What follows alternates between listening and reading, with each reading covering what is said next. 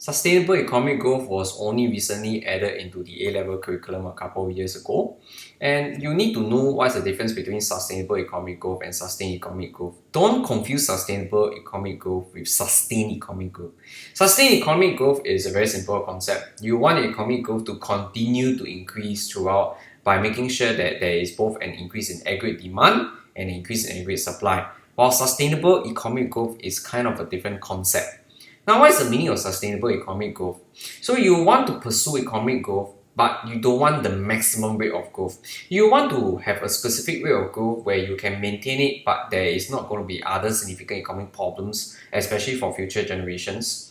So when you look at generating sustainable economic growth, you are going to accept that the rate of economic growth is going to be lower than the absolute highest possible, but you want to make sure that these following issues does not manifest itself in a very significant manner. We're going to look at what are these following issues soon. So in other words, we want to achieve economic growth, but we don't want to see any of these following issues from becoming a problem. Let's see what these problems are. Number one, higher inflation. If your economy is operating at full or near full employment level, if you keep increasing AD, it will result in higher inflation. Higher inflation is not good for people because you have to spend more to buy the same amount of goods and services. Next, high economic growth can also generate higher income inequality. Now, inequality may result in fruits of the growth being distributed unevenly, where low-income workers do not see a significant increase in wages.